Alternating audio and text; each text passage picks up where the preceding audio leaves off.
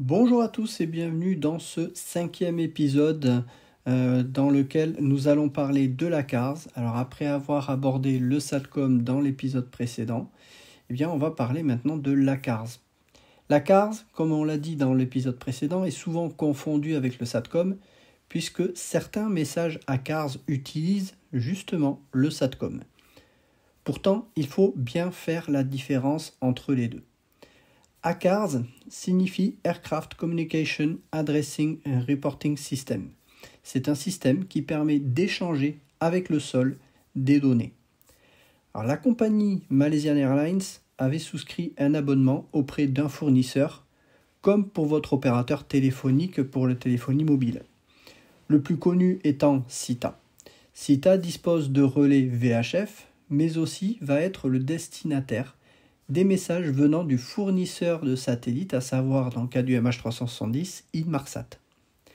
SITA centralise tous les messages d'origine SATCOM et VHF et les diffuse ensuite à la compagnie aérienne. Alors, les pilotes peuvent demander la météo d'un terrain ou d'une zone, la TIS notamment, qui est un système qui permet de savoir la météo sur un terrain ainsi que les restrictions éventuelles, comme par exemple une piste indisponible, un ILS hors service, une clairance océanique également avant d'entrer sur le réseau de route concerné. Ça peut se demander également par ACARS. Donc ça, c'est pour ce que les pilotes font de manière manuelle. Mais l'ACARS a aussi un fonctionnement automatique sans que l'équipage n'ait à s'en occuper. C'est le cas des reports de position auprès des opérations aériennes de la compagnie qui permet de suivre l'avion, le report de pannes éventuelles afin que la maintenance de la compagnie puisse traiter le système défaillant dès l'arrivée de l'avion et occasionner le moins de retard possible sur les vols suivants. Le report de données moteurs également auprès du motoriste à des fins de suivi technique des moteurs que l'on va appeler le Engine Health Monitoring et bien entendu d'autres fonctions éventuelles qui peuvent exister. Voyons ces fonctions une par une. On va commencer par le report de position.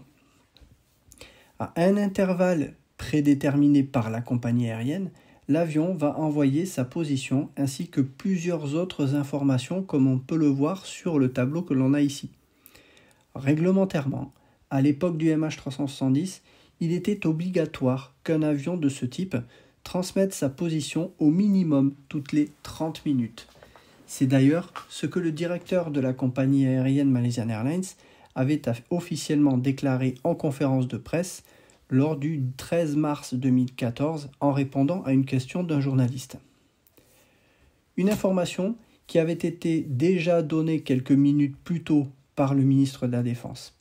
Des propos sur lesquels nous allons revenir plus loin en abordant les données des moteurs car ces propos ont été à l'origine d'une polémique.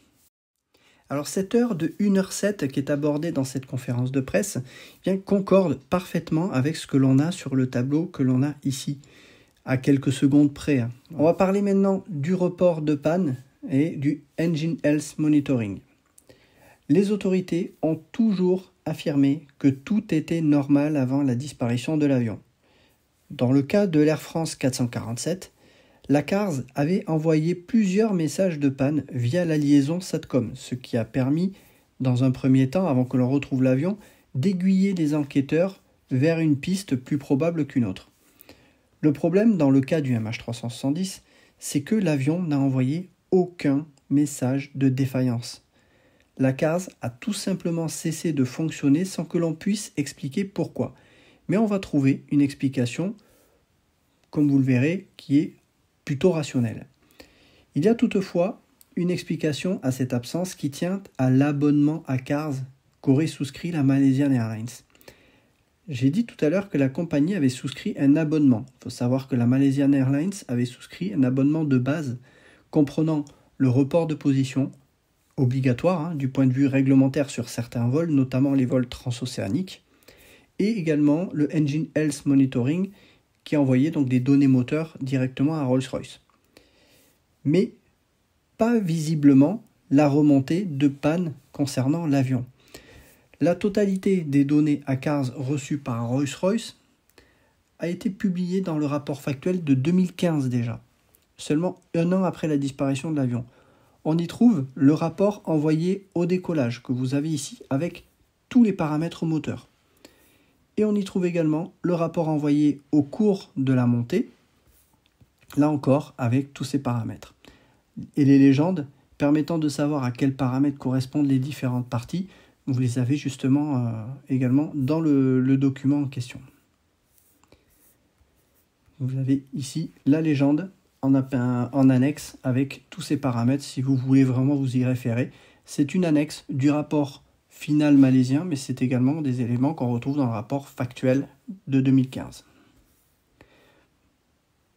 Pour ceux que ça intéresse, ces données ont permis d'évaluer la consommation en carburant et de constater que le moteur droit consommait plus que le moteur gauche. Cette différence a permis de faire des évaluations d'autonomie en carburant bien plus fines pour déterminer combien de temps l'avion avait pu continuer à voler. Mais ça, c'est un autre sujet. On va maintenant parler de la polémique concernant les données moteurs. Pourquoi ? Bien parce que le 13 mars, au 5e jour de la disparition, le ministre de la Défense déclare ceci en introduction de la conférence de presse. Before I take any questions, ladies and gentlemen, I would like to clear up a few issues. Firstly, being on the engine data. I would like to refer to news reports suggesting that the aircraft may have continued flying for some time after last contact. As Malaysian Airlines will confirm shortly, those reports are inaccurate. The last transmission from the aircraft was at 0107, which indicated that everything was normal. Rolls-Royce and Boeing teams are here in Kuala Lumpur and have worked with MAS and the investigations team since Sunday. These issues have never been raised. Whenever there are new details, they must be corroborated. Since today's media reports, MAS has asked Rolls-Royce and Boeing specifically about the data. As far as Rolls-Royce and Boeing are concerned, those reports are inaccurate. Alors ces propos vont longtemps être reprochés au ministre. Pourquoi ? Comme il le dit, sa réponse est en réaction à des informations selon lesquelles, d'après les données des moteurs de Rolls-Royce, l'avion aurait continué à voler pendant plusieurs heures. Il insiste bien sur le fait que c'est inaccurate. Or, ce terme de inaccurate peut être interprété de deux façons, car il peut y avoir deux sens en anglais. Ça peut correspondre à inexact, mais également imprécis. La réponse est en réalité plus ambiguë qu'elle n'y paraît. Oui, des données satellites semblent indiquer déjà à cette époque que l'avion a continué à voler plusieurs heures. Mais celles-ci ne viennent pas de Rolls-Royce comme les journalistes l'ont rapporté la veille. Donc dans un sens, dire que c'est inexact, le ministre n'a pas totalement tort. Il dit d'ailleurs que Rolls-Royce et Boeing sont sur place depuis le dimanche 9 mars. Il insiste sur le fait que les informations doivent être corroborées et à cet instant-là, les autorités malaisiennes ne sont pas en mesure de les corroborer. Il confirme d'ailleurs la dernière transmission de l'avion qui est à 1h07. Alors, il ne le précise pas, mais il parle là de la dernière transmission ACARS et non pas de la dernière transmission radio. Ce qui va parfois un petit peu emmêler les pinceaux auprès de certains journalistes. Et on apprendra finalement plus tard que ça ne vient pas de Rolls-Royce, mais d'Inmarsat. La corrélation arrivera en fait le 15 mars au matin, quand les enquêteurs en informent les autorités et suivi de l'intervention du Premier ministre malaisien pour annoncer que l'avion a continué à émettre jusqu'à 8h11 heure locale malaisienne et qu'il a donc volé 7 heures après la disparition. On parle donc ici d'une information provenant du SATCOM et non pas de l'ACARS. Comme quoi, il faut bien différencier les choses. Voici un extrait de cette conférence. Early this morning, I was briefed by the investigation team, which includes the FAA, NTSB, the AAIB, the Malaysian authorities, and the acting Minister of Transport on new information that sheds further light on what happened to MH370. Based on new satellite communication, we can say with a high degree of certainty that the aircraft communications addressing and reporting system, or ACAS, was disabled just before the aircraft reached the east coast of Peninsular Malaysia.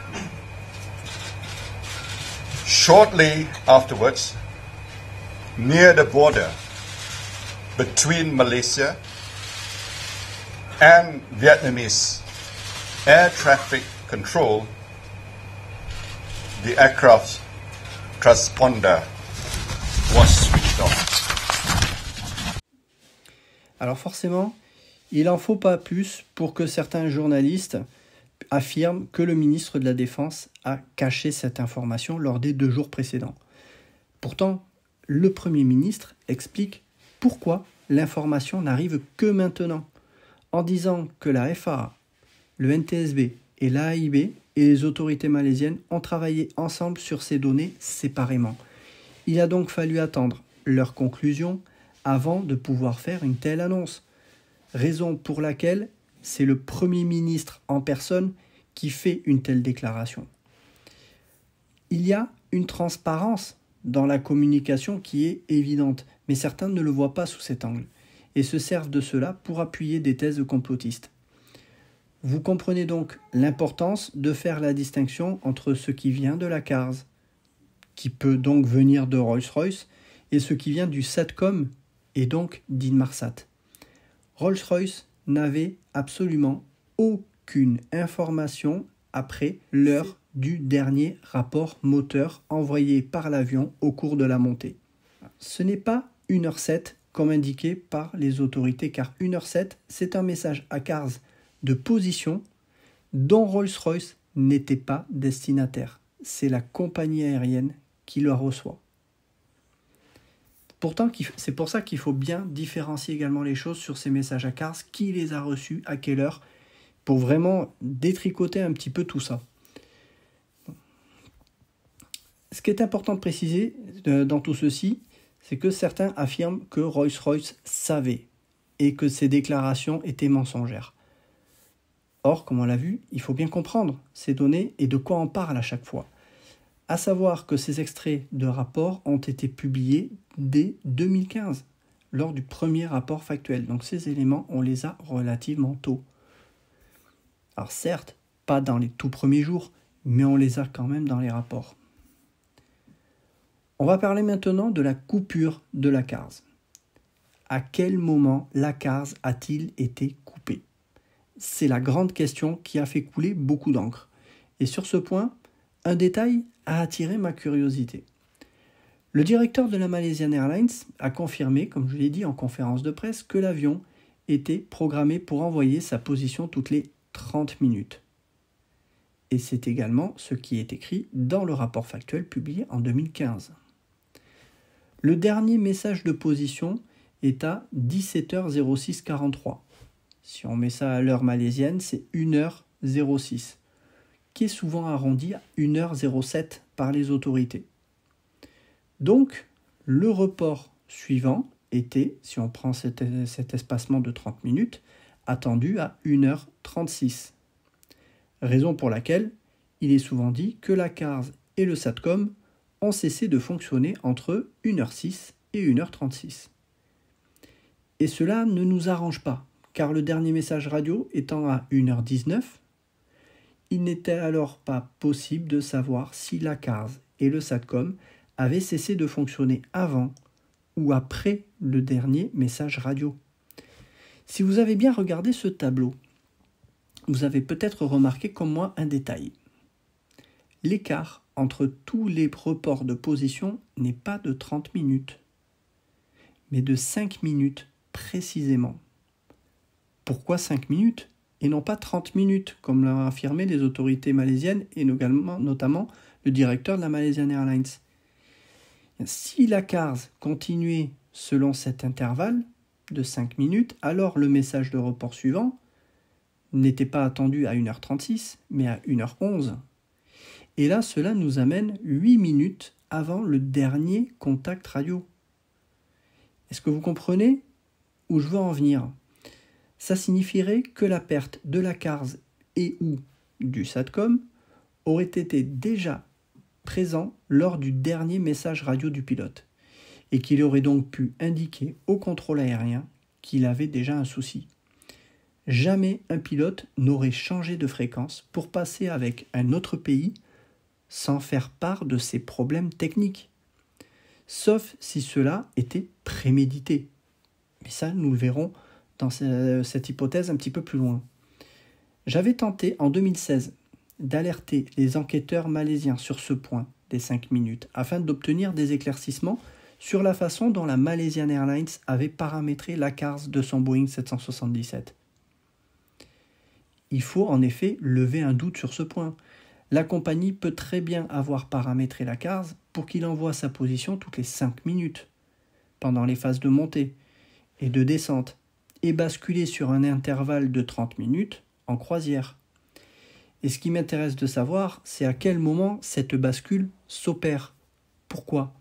Parce que si l'on regarde les 2 derniers reports de position à CARS, l'altitude correspond au niveau de croisière. Donc, on a un message où l'avion vient d'atteindre son niveau de croisière, un deuxième message 5 minutes plus tard où l'avion est bien stable à son niveau de croisière. Est-ce que la bascule s'opère après que 2 messages à CARS avec un niveau stable en croisière a été envoyé? Eh bien, je n'ai jamais eu la moindre réponse à cette question de la part des enquêteurs malaisiens. Pourtant, cela aurait pu être un indice capital montrant une préparation d'un détournement avant même le dernier message radio. La tentative de contact de la part des opérations de la Malaysian Airlines. La procédure au sein de la compagnie en cas d'absence de report à CARS de plus de 30 minutes était que le centre des opérations devait envoyer un message à CARS à l'avion ou tenter un appel téléphonique via le téléphone SATCOM à bord de l'avion, comme cela est décrit dans le rapport factuel. Le centre des opérations de la compagnie a bien envoyé un message à CARS demandant de contacter le contrôle aérien à 18h03, soit presque 1 heure après le dernier report à CARS, mais ils l'ont fait non pas de leur initiative, mais sur demande du centre de contrôle de Kuala Lumpur. Dans une telle situation, où le contact est rompu avec le contrôle aérien, eh bien il est d'usage de demander à la compagnie aérienne de tenter de joindre l'avion par la CARS ou par téléphone SATCOM. Le système a tenté d'envoyer le message par la CARS pendant plusieurs minutes, renouvelant la tentative à plusieurs reprises. Mais l'avion ne répondant pas, ce message n'a jamais atteint l'avion puisque le SATCOM de l'avion était à cet instant hors service. Le centre des opérations a alors tenté un appel téléphonique SATCOM. Entre-temps, le SATCOM s'était reconnecté au réseau et l'appel a bien abouti, mais personne n'a répondu dans le cockpit. Et on le sait avec certitude, comme on l'a dit dans l'épisode précédent, que le téléphone sonnait dans le cockpit car on a la trace sur le login Marsat, que la connexion est bien établie et que l'avion répond. Mais là, on est hors sujet, on a vu ça déjà dans l'épisode précédent. Voyons maintenant l'alimentation de la CARS. Comme on l'a fait précédemment, c'est bien de comprendre comment fonctionne ça. Et surtout, quelle est son alimentation pour essayer de comprendre si une défaillance technique pourrait expliquer ça. Dans le manuel d'entraînement du Boeing 777, il n'y a pas de chapitre dédié à la CARS. Pour trouver la CARS, il faut aller en fait dans d'autres parties du manuel, et notamment dans la partie DCMS, qui s'appelle le Data Communication Management System. Et on constate que la fonction ACARS Data Link est dans le boîtier CPM-COM, qui fait partie de la IMS, on en a déjà parlé. et que ce boîtier dialogue directement avec le système de communication VHF et SATCOM. Forcément, ce sont ces deux moyens de réception et de transmission que va pouvoir utiliser la CARS. Se pourrait-il qu'une défaillance de l'AIMS puisse expliquer la perte de la CARS dans ce cas? Souvenez-vous ce que l'on a déjà dit dans plusieurs épisodes précédemment, et notamment dans le premier, où nous avons décortiqué l'alimentation des AIMS. Oui, il y a bien deux AIMS, je le rappelle encore une fois, qui fonctionnent simultanément et en parallèle. L'AIMS gauche pouvait justement être secouru par la rate, la petite éolienne qui sort en ultime secours. Donc, aucune raison que la CARS cesse de fonctionner. Et on va se rendre compte que la CARS n'a certainement même jamais cessé de fonctionner. Ce qui est certain, c'est que la CARS est toujours en fonctionnement au sein de l'AIMS, tant que l'AIMS est en fonctionnement. Il peut donc recevoir les messages, à condition que le SATCOM soit connecté. Mais si les moyens de communication ne fonctionnent pas, à savoir le SATCOM ou la VHF, alors la CARS se retrouve dans l'incapacité de communiquer et donc aucun message ne peut être envoyé. Donc quand on dit que la CARS a cessé de fonctionner, il serait en fait plus juste de dire que la CARS a cessé d'émettre. J'espère que vous comprenez la nuance dans ce que j'explique ici. Car il n'existe pas de possibilité de couper, à proprement parler, le fonctionnement de la CARS, même depuis le cockpit. Donc il faut aussi regarder les cas d'une panne de la VHF, mais aussi du SATCOM. La perte de la VHF pour la CARS. Quand on a abordé les radios, j'avais évoqué le cas de la VHF-C, la VHF centrale, qui était généralement utilisée en data. Le mode data permet justement à la CARS d'utiliser la radio pour transmettre des messages. Mais regardons un peu plus en détail cela. Sur ce graphique, on peut voir les deux AIMS, avec chacun leur CPM-COM dans lequel se situe le modem à CARS, comme on peut le voir sur l'image. Et l'on constate que l'AIMS gauche a son ACARS qui est interfacé avec la VHF-C, alors que l'AIMS droit a son ACARS qui est interfacé avec la VHF droite.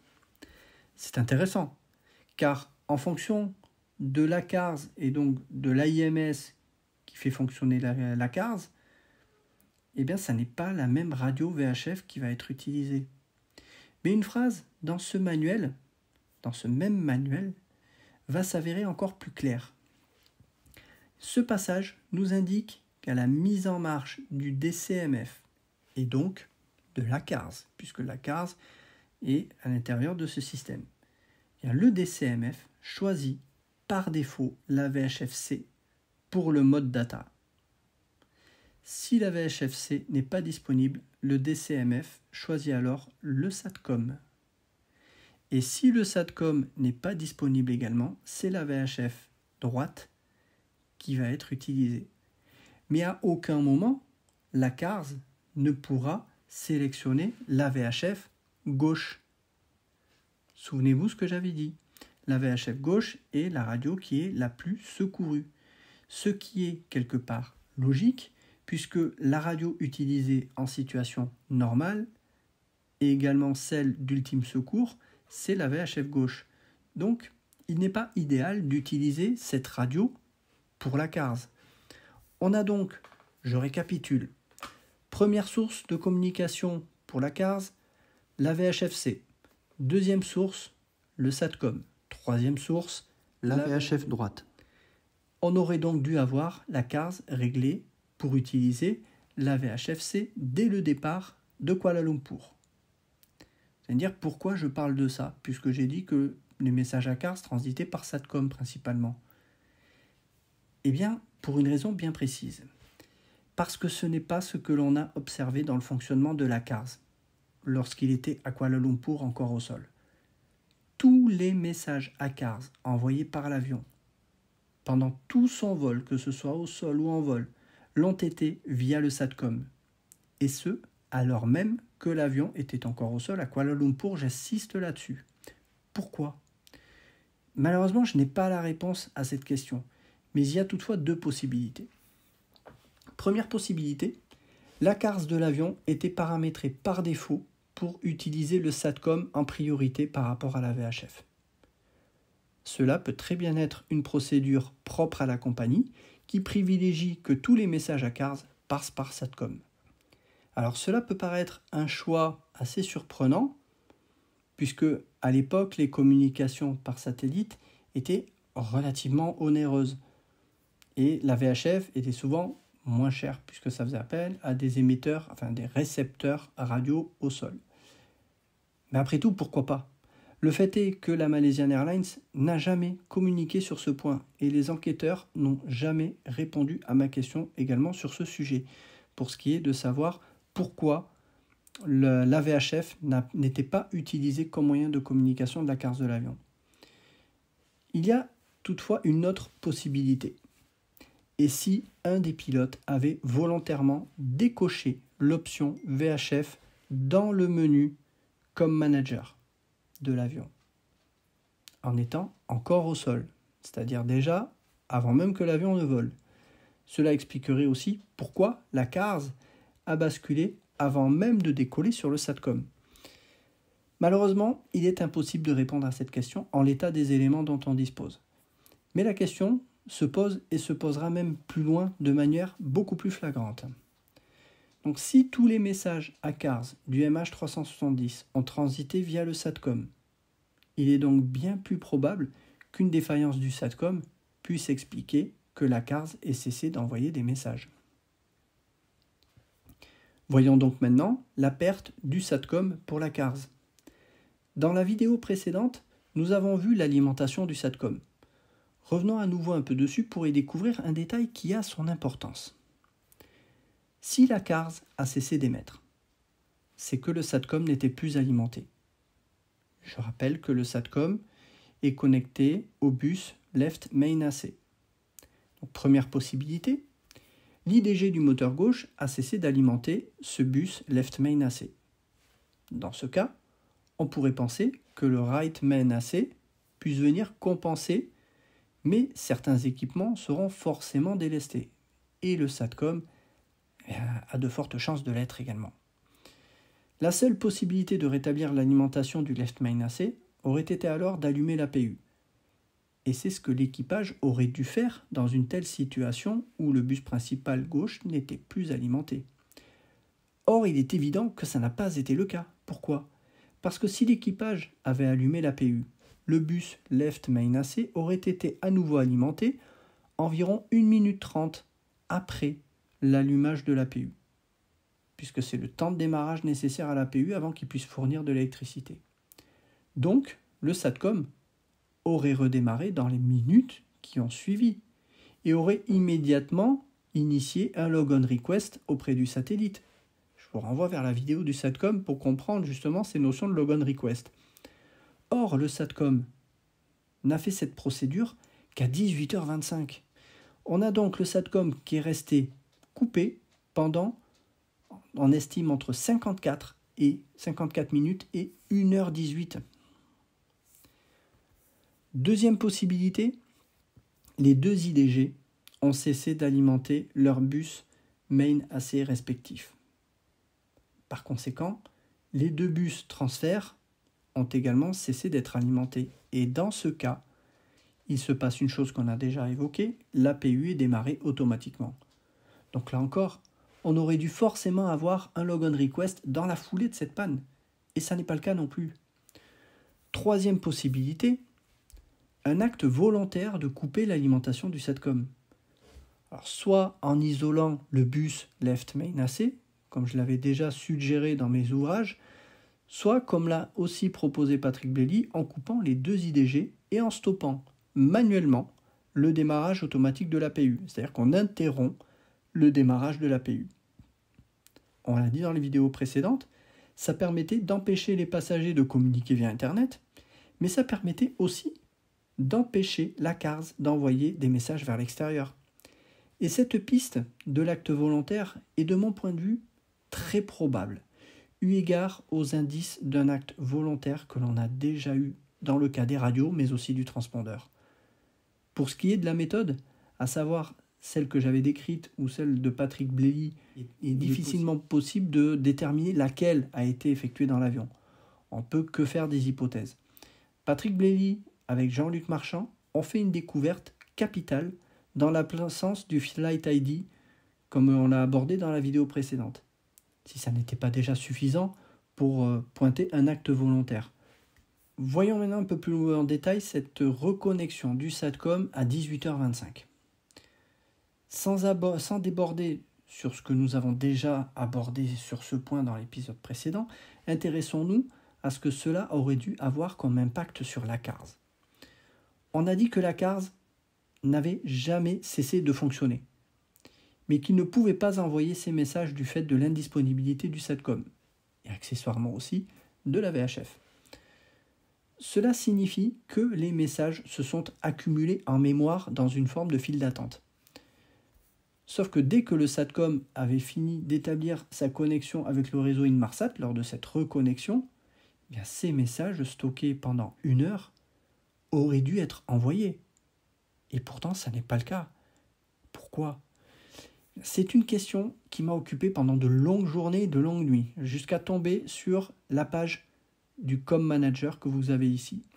La seule explication qui puisse tenir la route est que quelqu'un ait accédé à cette page et qu'il ait décoché les options VHF et SATCOM. De cette manière, la CARS ne pouvait plus envoyer le moindre message, et ce pendant tout le reste du vol. Toutefois, il peut recevoir les messages, puisque le SATCOM est de nouveau connecté, donc la CARS reçoit les messages, mais il ne peut pas répondre. La CARS est donc totalement muet, laissant croire que l'avion n'est plus en vol, ou qu'un problème bien plus grave au niveau électrique l'empêche d'émettre des messages à CARS. Mais il n'y a peut-être pas de problème électrique, il y a peut-être juste tout simplement une action manuelle de quelqu'un dans l'avion qui ne veut pas que l'avion émette le moindre message à CARS et donc qu'on ne le suive pas. C'est vraiment important de comprendre ça. L'impact du Data Link Reset. Le Data Link Reset, suggéré par Patrick Blely et Jean-Luc Marchand, on en a parlé déjà dans la vidéo précédente, a un impact sur la radio utilisée par défaut pour la data, à savoir la VHF-C, comme on peut le voir dans cet extrait du manuel de l'avion. En vol, la VHF-C est sélectionnée sur Voice, dans le cas d'un Data Link Reset, et non Data. Cela signifie qu'un Data Link Reset en vol ne permettra pas à la CARS d'utiliser la VHF-C. Vous voyez que ce petit détail est quand même important et je remercie Patrick Blely de me l'avoir bien pointé du doigt. En conclusion, comme vous pouvez le constater, comprendre où se situe la CARS dans l'avion, au niveau des systèmes, à savoir au sein de l'AIMS, permet de déterminer un élément très intéressant, qui est que la CARS n'a jamais cessé de fonctionner, mais que seules des actions volontaires sont susceptibles d'expliquer qu'il n'ait pas pu communiquer vers l'extérieur, particulièrement après que le SATCOM soit redevenu disponible, où la CARS aurait dû reprendre les messages de report de position toutes les 30 minutes. Ces actions dans les menus de l'avion ne sont pas à la portée du passager lambda. Cela requiert de très bien connaître l'avion. Il est donc plus que probable que ce soit un pilote de Boeing 777 qui en soit à l'origine. La CARS aurait pu envoyer la position de l'avion, et la personne aux commandes ne voulait visiblement pas que ça se produise. Sinon, les Malaisiens auraient pu s'apercevoir qu'il avait fait demi-tour. Vous voyez les éléments intéressants qu'il y a également dans la CARS. Il faut bien comprendre tout ça. Et c'est pour ça que je martèle et que je répète certaines choses. Dans le prochain épisode, on étudiera la possibilité d'une dépressurisation qui est souvent évoquée comme une explication plausible de l'absence de contact radio et également de défaillance technique éventuelle.